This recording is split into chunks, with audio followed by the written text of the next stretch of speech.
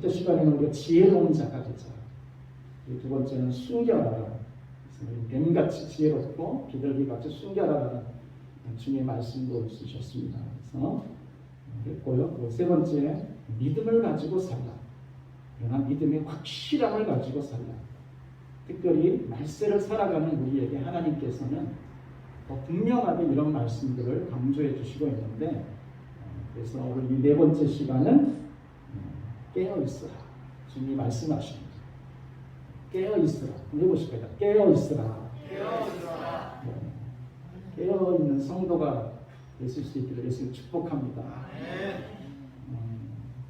한 가지 주제를 가지고 말씀을 이렇게 준비하는데, 강대상에 서면 예전에도 그런 생각을 했습니다. 요즘 와서는 주일날 강대상에 서서 설교를 하다 보면 내가 하는 설교가 아니구나.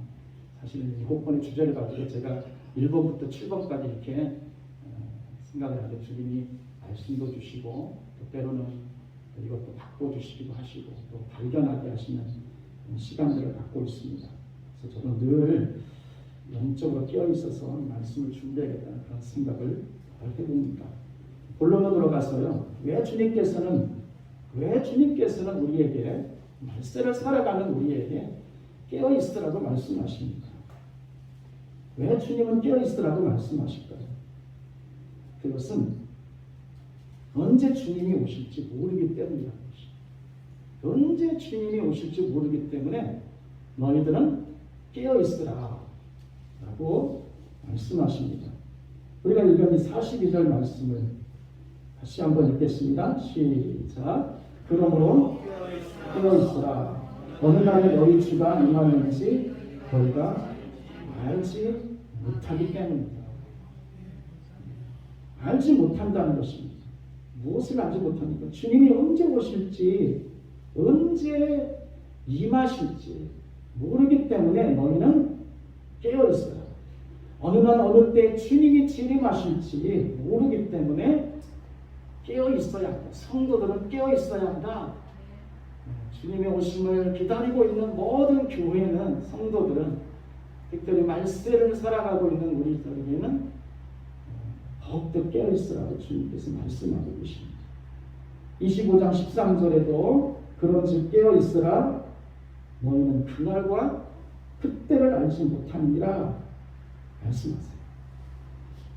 여러분, 주님이 다시 오심을 믿으시죠? 정말 여러분 믿으시죠? 아멘. 예. 두말하는 잔소리 같지만 정말 우리는 주님의 오심을 믿고 믿어야 합니다. 제가 이 말을 아주 당연한 것 같지만 물어보는 것은요, 너무나 당연한 것들을 우리가 믿지 않고 살아가는 경우가 개인적으로 만나서 물어보면 참 많습니다. 젊은 사람들은 주님이 다시 오신다고 하는 것에 대해서 잘 믿지 못하는 사람들이 너무 많습니다.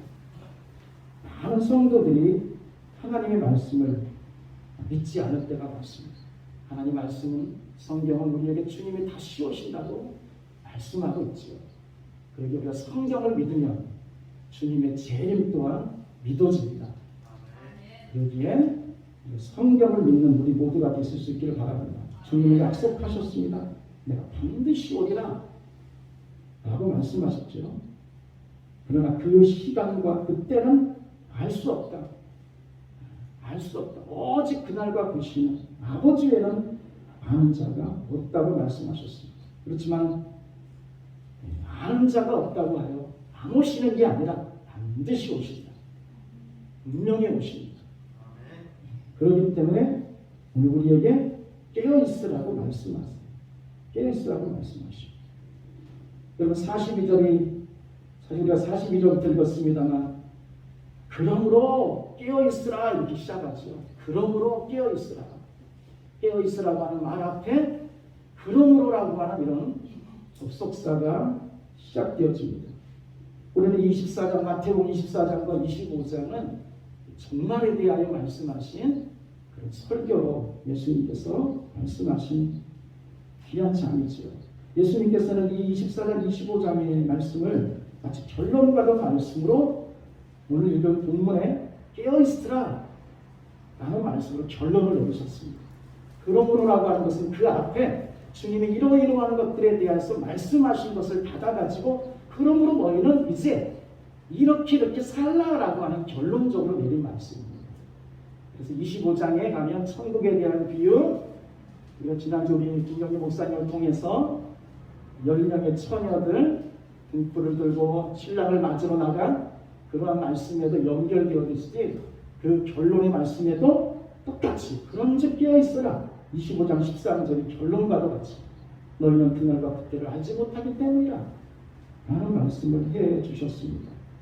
이러한 말씀을 해오셨기 때문에 그 이전에, 그러므로 이전에 예수님께서 많은 사건들이 일어날 것이다. 재림 전에는 많은 징조들이 일어날 것이다. 그런 것을 말씀하시고 그러므로 너희는 깨어있으라 이 말씀을 하셨지. 우리 42절 이전에는 어떤 말씀을 해주셨습니까? 무화과 나무의 비유에 대한 말씀을 해주셨어요. 무화과 나무의 비유를 배우라. 그 가지가 연하여지고 잎사귀를 내면 여름이 가까운 줄을 아나니 이와 같이 너희도 이 모든 일을 보거든 인자가 가까이 눈앞에 이른 줄을 알라. 이른 줄을 알라. 주님께서 24장에서 종말에 일어날 여러 가지 현상들에 대해서 말씀하셨는데 그 중에 하나 무화과 나무의 비유는 그 중에 하나인 것이죠. 그러나 그 이전에 수많은 많은 예수님께서 종말에 일어날 많은 현상들을 말씀하셨어요. 어떤 것들이 있습니까? 이런 배교하는 일들이 일어나고 사랑이 식어지고 말이죠. 예수 믿는 우리들이 예수를 잘 믿다가도 발세가 되어지면은 그 사랑이 식어져 버려서 예수를 떠나고 배교하는 일들이 많이 일어난다. 말씀하셨고요.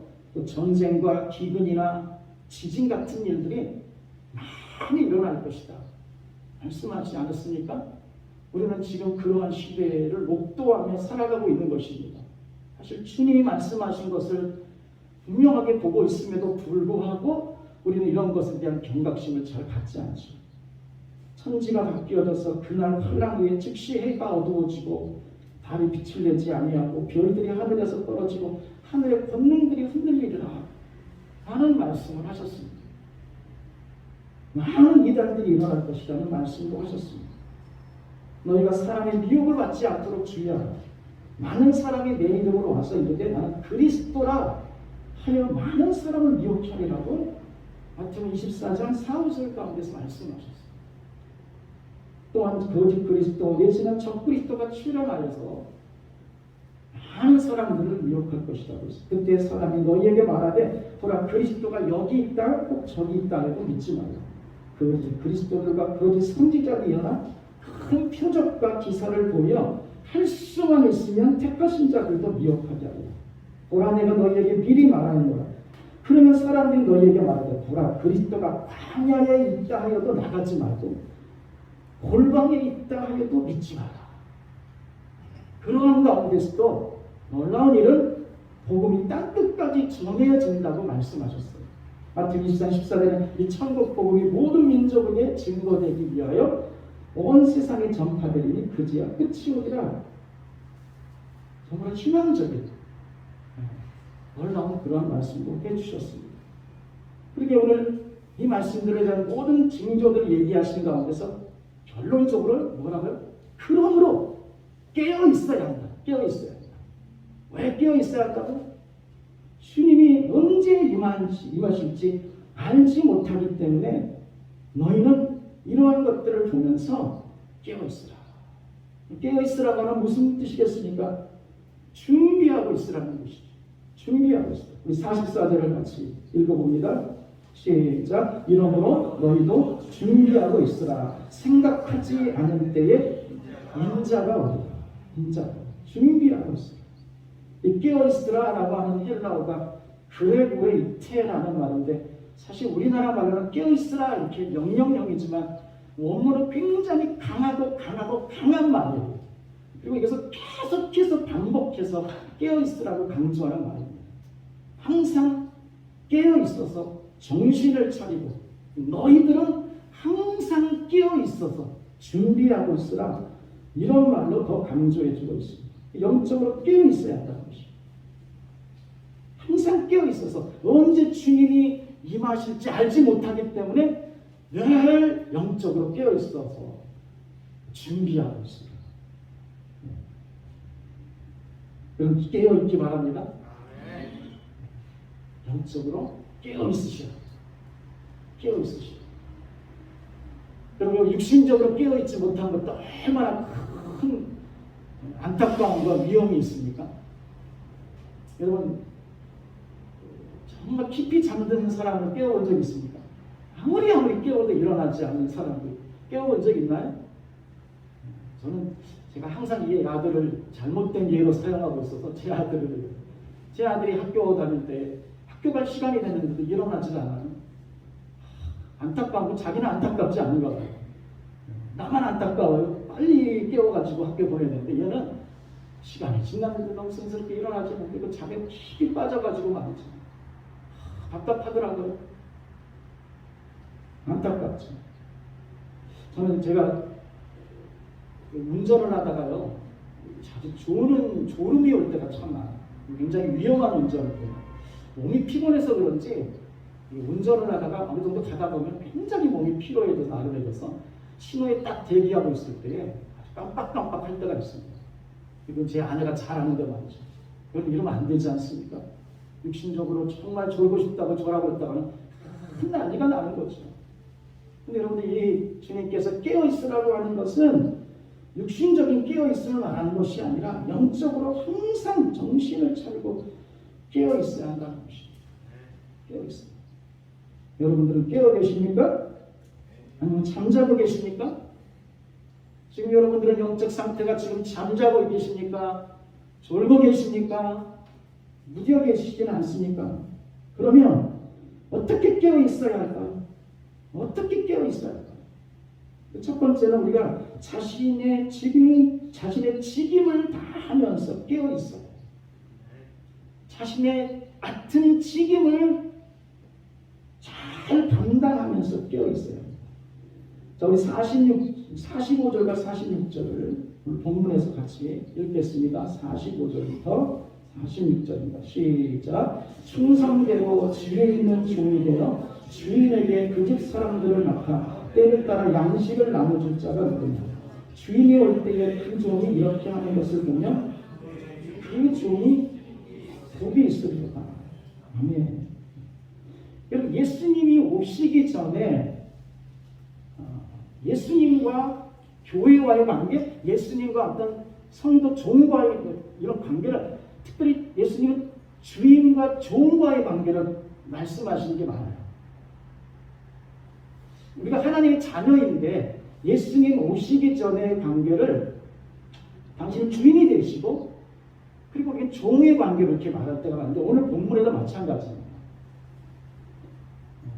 우리가 달란트 비유도 마찬가지죠. 달란트 비유에도 주인이 먼 곳을 떠나면서 자신의 종들에게 각각 달란트를 맡기고 떠나요. 어떤 본문에는 왕의 권위를 받기 위해서 떠나면서 자기의 종들에게 맡겨주죠. 그런 것처럼 예수님이 떠나가셨을 때의 관계는 주인과 종과의 관계인 것이죠. 종이라면 결국은 주인으로부터 어떤 책임을 맡고 어떤 부탁을 받고 이 일을 하고 있으라 그런 관계로 말씀하시죠. 그러기에 예수님께서는 먼 길을 가시면서 종에게 어떤 것들을 맡기셨습니다. 자, 그것이 주인의 어떤 질인 것이죠. 주인은 예수님이세요. 교회일 수 있고요. 하나님의 나라일 수 있죠. 그걸 주인이 맡기면서 다시 오시겠다고 약속하시면서 가시면서 종들에게 다 맡겨준단 말이에요. 그러면서 그걸 잘 감당하고 있으라 라고 부탁을 하고 가시지 않습니까? 그렇게 종들은 각각의 위치에서 주인으로부터 부탁을 받아요. 넌 1달란트, 2달란트, 5달란트처럼 너 각각의 자리에서 맡기고 주님이 가신다는 것입니다. 근데 가셨는데 그 가신 주님이 언제 올지는 사실은 알 수가 없는 것입니다. 또 오늘날과 같이 무슨 비행기표를 타고 출국과 그리고 입국을 잘 이렇게 한다면 지금 같은 경우 스케줄이 정확하겠죠. 그런데 고대 같은 경우는 그렇게 스케줄을 정할 수도 오는 날도 사실은 온다고 한 달 뒤에 오겠다고 해도 한 달 뒤에 올지 두 달 뒤에 올지 알 수가 없는 것입니다. 특별히 코로나 때 이런 경우를 보면 잘 알 수 있습니다. 코로나가 시작되기 전에 우리나라 왔던 선교사님들이 돌아가지 못하고 선교지로 돌아가지 못해가지고 계속 체류하게 되어지는, 그래서 정말 답답해가지고 그렇게 안식관에서 쉬고 있는 그런 선교사들을 보면 이게 내가 한번 빨리 갔다가 돌아올게 했지만은 현지인들에게 그게 약속이 지켜지지 않대. 아우, 선교사님 오시는 거야? 못 오시는 거야? 그리고 똑같은 일들이 일어난 것입니다. 우리 주님은 가셨습니다. 그러나 다시 오신다고 약속하셨습니다. 내가 다시 오므로 말미암아 너희를 내 처소로 인도하시겠다 한 것이죠. 그렇기 때문에 교회, 우리들은 지금 종 같은 위치에 있는 거예요. 각각을 맡겨준 일이 있다는 것입니다. 종은 그것을 맡아서 주인이 맡겨준 일들을 잘 감당하면서 기다려야 하는 것이죠. 기다려야 하는 것이죠. 자, 주님이 어떤 걸 기대하시겠어요, 종들에게? 충성되고 지혜 있는 종이 되어라. 충성되고 지혜 있는 종이 되어서 주인에게 그 집 사람들을 맡아 때를 따라 양식을 나눠줄 자가 누구냐 그랬어요. 이게 주인이 종에게 원하는 것이죠. 그래서 주인이 오셨을 때에 너희는 이 일을 잘 감당하고 있어서 내 집을 충성되고 지혜롭게 잘, 그래서 나의 식소들을 잘 먹이고 때를 따라서 양식 잘 주고, 그렇게 되어지면 어떤 보상이 있겠습니까? 46대 주인이 올 때 그 종이 이렇게 말하는 것을 보면 그 종이 복이, 이렇게 하는 것을 보면 그 종이 복이 있으리라. 당연하죠. 이거 떠나는 거죠.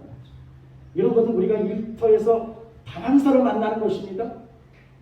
우리 상사가 일을 맡겨놓고 나에게 하고 직원이 나에게 맡겨놓고 내가 올 때까지 잘하고 있어. 잘해야 되잖아요. 굉장히 책임감이 생깁니다.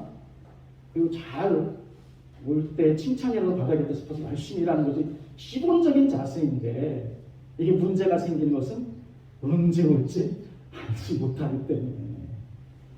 주님은 가셨는데 2000년이라는 세월이 흘렀는데 아직도 오시지 않으니까 그 기다리는 종과 같은 성도요, 교회는 많은 생각에 변화가 일어나기 시작하는 거죠. 우리가 맡은 일이 있어요. 맡은 일이 있어요. 목회를 하시는 분들이 안식년을 이렇게 떠날 때에 1년씩 안식년을 보내시는 경우가 있는데, 내가 갔다가 오더라도 교회가 안정되기를 원하죠. 그게 안 되기면은 못 떠나는 것입니다. 오시는 것입니다. 근데 내가 떠나 있어도 잘 되면 그게 너무 좋은 교회죠. 똑같은 것입니다. 주님 우리를 향해서 바라보는 것도 그런 것입니다. 그런데 그게 안 되면 한 달란트 받은 자처럼 주인이 오셔서 심판하시는 것입니다. 여러분, 주님이 맡기고 떠난 곳은, 주님이 맡기고 떠난 이 교회는 주님의 교회입니다. 흥나무 비전교회도 주님의 교회입니다. 그곳에서 있는 모든 사람들은 다 주님의 종입니다.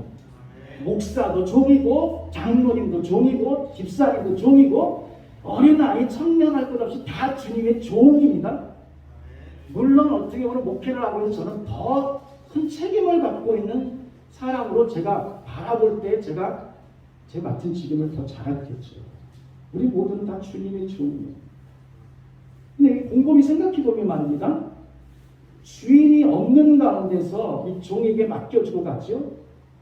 근데 이 종은 그냥 종이 아닌 거예요. 이 말씀을 보면 주인이 있을 때는 그냥 종인데, 주인이 맡겨주고 갈 때에는 이 종은 주인 같은 종이 돼요. 주인 같은 종이 돼야 돼요. 그걸 주님이 염두하신 거예요. 너는 내가 없을 때에는 종이지만 너는 청지기 같이 있으라. 네가 마치 주인처럼 일하라. 너 그 자리에서 일하지만 주인 같은 마음으로 일하라. 그 체계를 가지고 일하라 이거죠. 그러니까 어떤 자가 되어야죠? 보다 더 주인이 없을 때는 지혜롭고 충성된 종이 되어야 돼요. 그걸 잘 감당해요. 마치 아브라함의 종 엘리에셀을 보낼 때에 너 허리에 약속하고 바다나를 보내잖아요. 내 아들의 며느리감을 구해오라. 떠나죠. 그 엘리에셀이 정말 그 주인의 명령을 받고 떠날 때 어떻게 해요? 충성되어 자기가 마치 아브라함 같이 그곳에 가서 며느리감을 만났을 때에도 거들은 피우지 않아. 더 몸을 더 가세요. 그래도 아닙니다.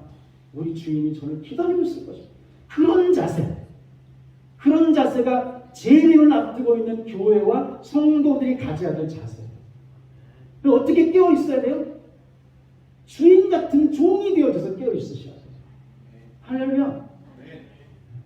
아이, 목사님 종이니까 목사님 다 아시겠지? 그러시면 안 돼요. 우리 모든 다 주님 앞에 충직한 종이 되셔요. 그게 깨어 있는 거예요. 깨어 있는 거예요. 이 마음을 잃어버리고 이 마음에서 느슨해지기 시작하면은 우리의 주님을 향한, 주님의 집을 향한 태도가 무너지고 해이해지고 흩어지기 시작해요. 이 긴장감을 가지고 천국 갈 때까지 가셔야 돼요. 이게 우리를 살아있게 만드는 거예요. 늘 우리만 말이죠. 이게 고무줄 풀려듯이 풀어지면 안 된다. 그렇게 오늘 말씀 보면 말세의 성도에게 있어서 가장 중요한 영적 자질 하나를 만나게 되는데 그게 뭐냐면 충성이에요. 충성이에요. 여러분 오늘 우리의 시대는 충성도로 평가가 되어질 수 있어요. 주님을 향해서 내가 얼마나 충성스러운 사람인가. 코로나가 한번 휘트로 흔들어오니까 알곡과 쭉정이가 나눠질 수도 있고요. 그동안 내가 충성됐다고 말하는 모든 것들이 실상으로 드러나요. 말로 다 했는데 정작 위기를 만나니까 충성된 사람들이 확 드러난다고 합니다. 우리가 알다시피 믿음과 충성은 같은 단어이라는 것이죠. 믿음이 있다고 말하는 사람들은 충성되어 있어요. 삶의 태도가 주님 앞에서 늘 변함이 없다는 것이죠. 주님은 말세에 믿음이 없어진다. 인자가 올 때에 믿음이 있는 자를 보겠다 그랬어요. 이 말씀 보니까 결국은 충성된 자를 만나보기가 많다 적다? 많지 않다는 거예요. 그런데 우리는 그런 사람 되십시다. 주님이 보시기에 기뻐할 만한, 오셨을 때에 너 참 잘했구나. 내가 맡긴 것보다 너 너무너무 더 잘하고 있구나. 그러면 오셔서 보너스도 주시지 않겠어요? 네? 복이 있으리로다. 하시지 않겠습니까? 그러니까 우리가 깨어있는다고 하는 것은 자기의 자리를 잘 지키셔야 돼요. 목사는 목사의 자리를 잘 지키십시다. 성도는 성도의 자리를 잘 지키는 것입니다. 정말 이 자리를 지킨다는 것이 말은 쉽지만 믿음으로 이 자리를 지킨 게 얼마나 어렵습니까?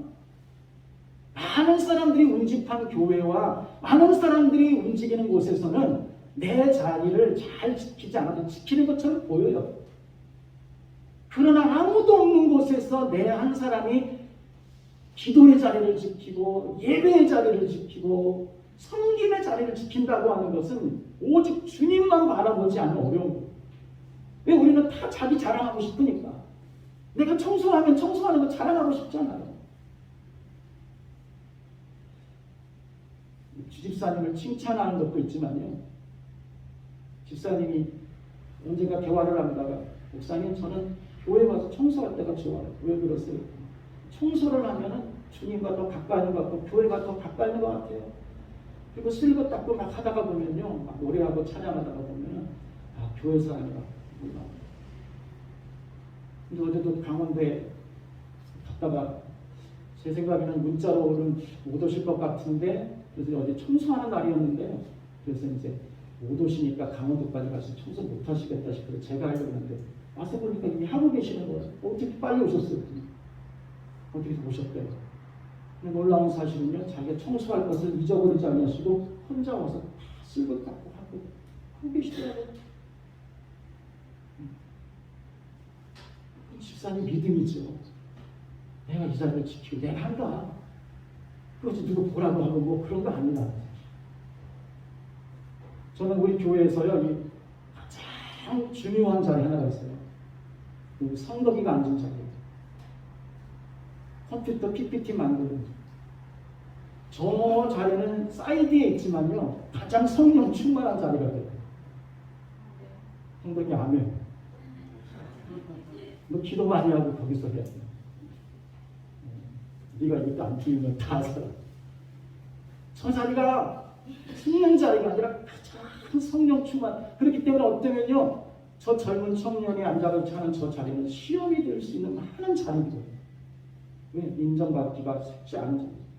그러게 여러분, 자그마한 자리일지라도 내게 맡겨진 일이면 깨어 있어서 주님을 섬기듯이 하셔야 돼요. 그게 말씀을 살아가는 성도의 자세예요. 그리고 기도도 마찬가지예요. 수십 년 동안을 저 자리에서 피아노를 치는 저 자매는 놀라운 자매예요. 상상할 수가 없어요. 사실 저건 하나님이 주시는 능력과 믿음이 아니면 저 피아노를 칠 수가 없어요. 그 성령 안에 충만함이 있어요. 기도 얼마나 하겠어요? 얼마나 하겠어요? 그래서 이게 깨어있는 겁니다.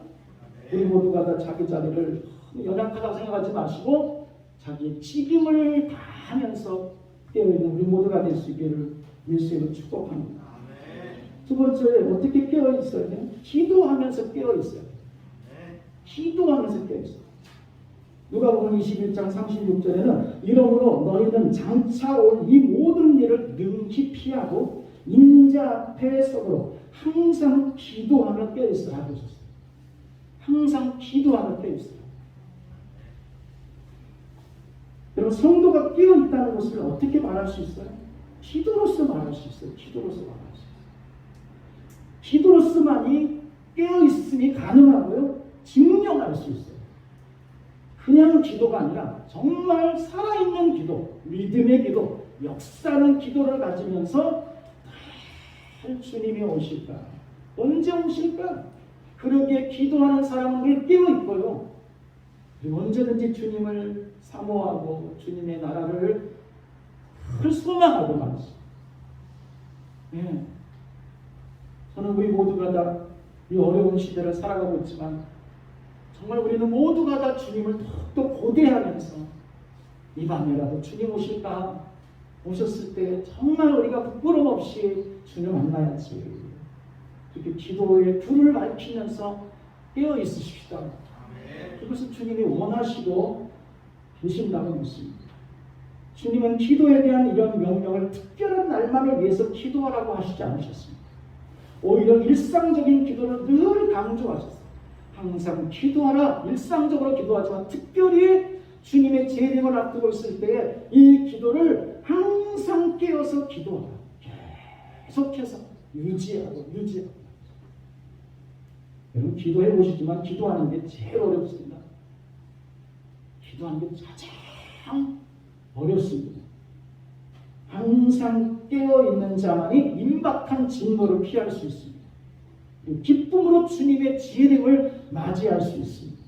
항상 깨어있어서 기도하는 교회만이 주님의 신부 같은 교회가 될 수 있습니다. 그래야 하나님의 나라에 들어갈 자격이 있습니다. 그럼 기도가 깨어있는 우리 모두가 되십시오. 기도가 깨어있지 못한 이유가 어디 있겠어요?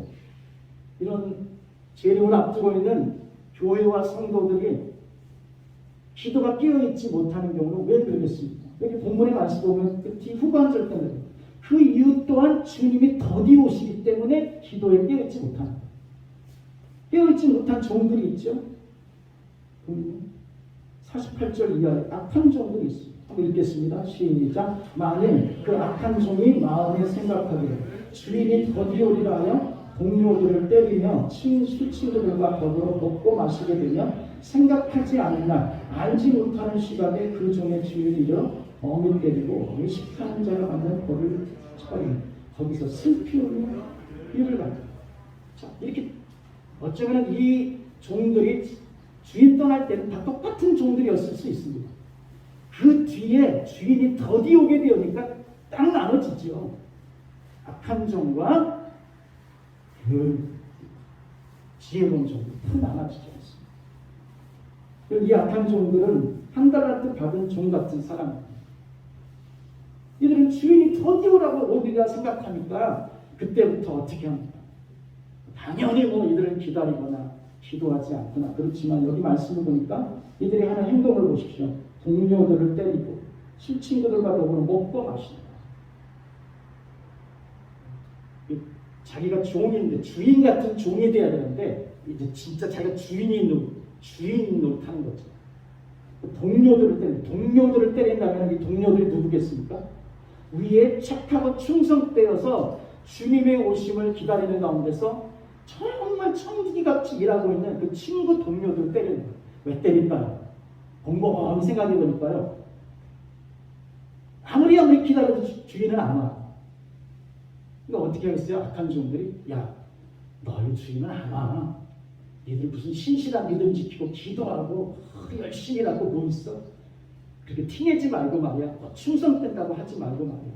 그냥 먹고 마시고 놀고. 근데 거기에 동료들이 스며들지 않아요.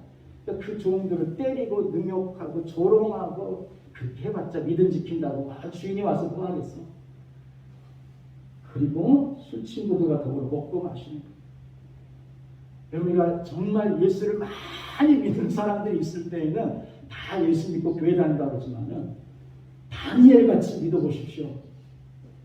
여러분 그게 얼마나 어려워. 여러분 눈총 따가운데 그런 시선이 회사에서나 삶의 현장에서 막 오는데 그거 부둥부둥 안고 여러분 예수 믿겠다고 하면 참 내가 바보 같은 거 아닌가? 내가 바보 같은 거 아니야? 천치 같은 거 아니야? 내가 주일 지키는 건 천치 같은 거 아니야? 이런 마음이 막 시선들이 올 때 그냥 되는 대로 살지. 저 친구들 살지.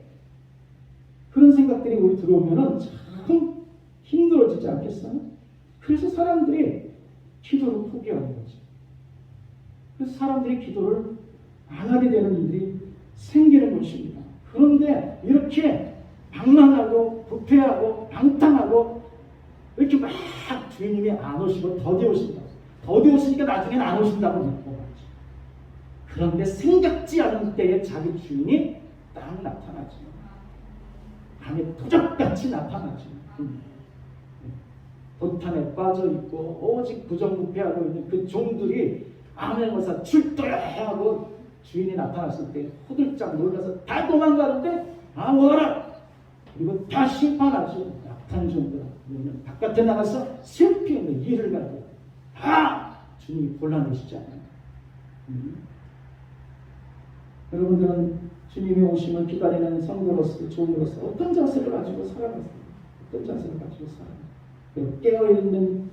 깨어있어서 기도하는 교회로 신자가 됐을 수 있도록 예수님을 축복합니다. 그것이 착하고 충성된 교회고 신자인 것입니다. 여러분 어느 시대나 기도하는 한 사람과 공동체가 역사를 움직여 왔어요. 모세의 시대에는 모세라는 기도하는 사람이 있었어요.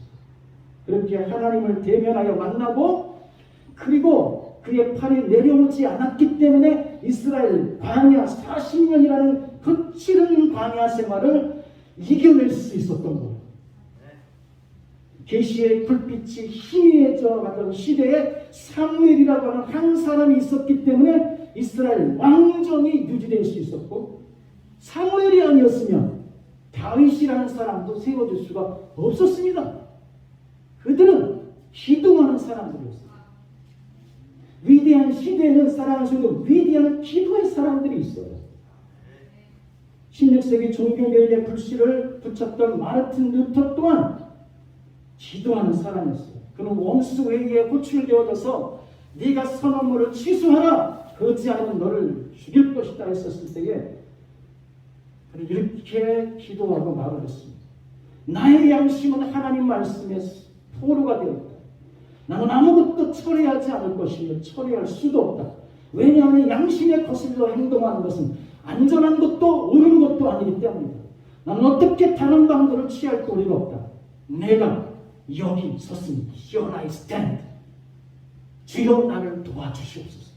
아멘. 그리고 들어봤어요. 그래서 종교 개혁을 일으켰어요. 기도하는 사람이기 때문에 이 일을 일으킬 수가 있었던 거예요. 그는 평생 표가 뭐였는지 아십니까? 나는 결코 죽지 않고 살아서 하나님의 역사를 선포하고 그게 루터의 일평생의 표였어요. 18세기 부흥운동을 주도했던 찰스 피니, 조나단 에드워드, 조지 휘필드가 다 기도하는 사람이었기 때문에 부흥의 불꽃을 일으킬 수 있었고요. 19세기에 조지 밀러, 드와이트 무디, 찰스 스펄서 같은 위대한 사람들이 일어났던 시대에는 다 기도 때문이었어요. 기도하는 사람들에 의해서 기도의 시대가 활활 타올랐다는 것을 잊지 않으셔야 돼요. 우리나라도 마찬가지. 우리나라 기도로 유명한 나라 아니에요? 기도로 유명한 사람이 한 분 계셔요. 그분이 우리가 잘 아는 길선주 목사님이었어요. 이 길선주 목사님은 3.1운동 대표 33인 가운데 한 분이시기도 하셨고, 우리나라 새벽 기도를 일으키고 최초의 장로교 목사가 되어졌어요.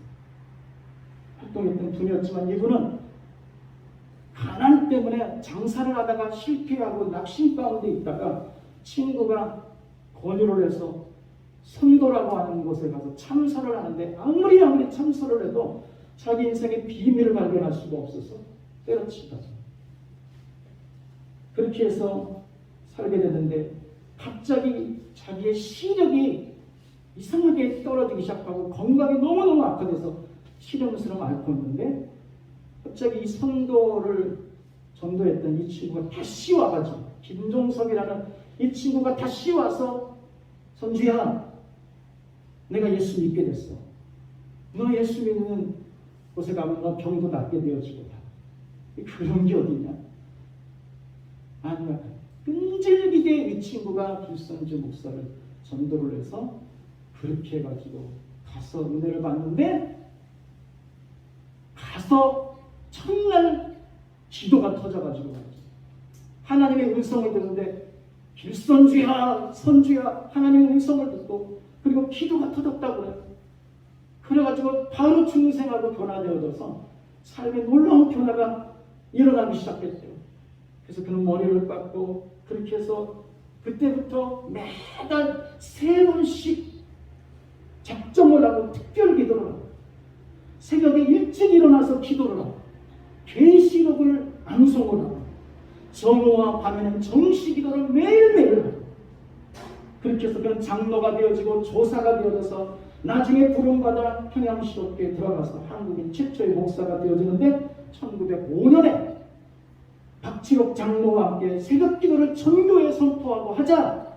근데 이게 온 전국 밖으로 퍼져가지고 새벽기도 운동이 일어나서 새벽만 할 게 아니라 정오가 되어져서 종소리가 들리면 여러분들은 일터에서 밭터에서 일어나다가 다 그 자리에서 서서 기도하십시오. 그렇다 기도했대요. 우리나라 이 민족의 놀라운 기도의 역사가 일어났는데 알다시피 이게 어디로 혼져요? 1907년 대풍, 평양 대풍으로 불씨가 옮겨가서 그런 타오르기 시작한 겁니다. 사랑하는 수. 대한민국에 지금은 그냥 있어진 게 아니고, 교회는 그냥 있어진 게 아니고, 기도하러 깨어 있었던 성도들과 목회자들과 신실한 하나님의 사람들이 이렇게 세워진 거예요. 그러면 21세기를 살아가면 오늘 우리에게는 누가 일을 할 것인가? 이렇게 많은 위대한 사람들이 수많은 역사를 이어왔는데 그러면 21세기의 바톤을 받은 우리는 무엇을 할 것인가? 주님의 오심을 기다리고 있는 이 말세를 살아가는 우리는 그저 좋은 시대 만났다고 바람방탕하고 무의도식하고 그저 TV 앞에 앉아서 방송 보고 이런저런 일들을 하다가 살 것인가? 아니라는 것인가? 주님은 우리에게 기도의 사람을 찾고 계세요. 기도하는 교회를 찾고 계시다는 거예요. 그리고 이 기도로서 깨어있어서 이것을 가지고 주님 오심을 기다려야 될 뿐만 아니라 이후에 오는 세대들에게 전수해 줄 수 있어요. 할렐루야. 이게 우리가 해야 하는 일. 이게 우리의 사역입니다. 제가 배운 것 하나, 최근전. 기도는 어쩌다가 하는 게 아니고 기도 자체가 일이고 성도의 일이고 그리스도인의 일이다. 우리의 짱은 이 마음으로부터 제가 배운 것. 기도는 사역이다. 교회는 기도하기에 있다. 그리스도인의 진정한 자부 기도이다. 할렐루야. 여러분 알다시피 금년 들면서 우리 교회가 기도하는 교회가 됩시다. 이거는 우리 빛나무 유전교라는 조그만 교회가 우리 교회에 여러분 기도하지 않는 교회가 없어요. 모든 교회들이 다 기도하는 교회, 다 캐치프레이즈 붙여놓고 하죠. 그러나 우리가 이 기도하는 교회가 되어지겠다고 하는 그 마음에는 다른 게 있는 것이 아니라 하나님께서 이 시대에 기도하는 교회와 기도하는 성도들을 주님께서 쓰시기를 원한다고 한다면 그 기도에 자그마한 불씨를 붙이는데 우리 교회도 동참하기를 원하는 마음으로 선포하고 기도하는 교회를 가자. 비전 선포하고 가는 것입니다. 사랑하는 성도 여러분, 기도하십시오. 한 사람이라도 중요한 기도하십시오. 어린아이라도 기도하는 입술을 하나님 받으시고 들으실 줄 믿습니다. 오늘 우리 시대가 정말 급박한 예수님의 재림을 앞당기는 말세의 시대라고 하는 것을 느낀다고 한다면 불안과 염려와 공포 가운데만 있지 마시고 깨어서 기도하고 맡은 자리에서 주님의 오심을 기다리고 할렐루야 정성되고 지혜로운 우리 모든 성도를 될 수 있도록 예수님을 축복합니다.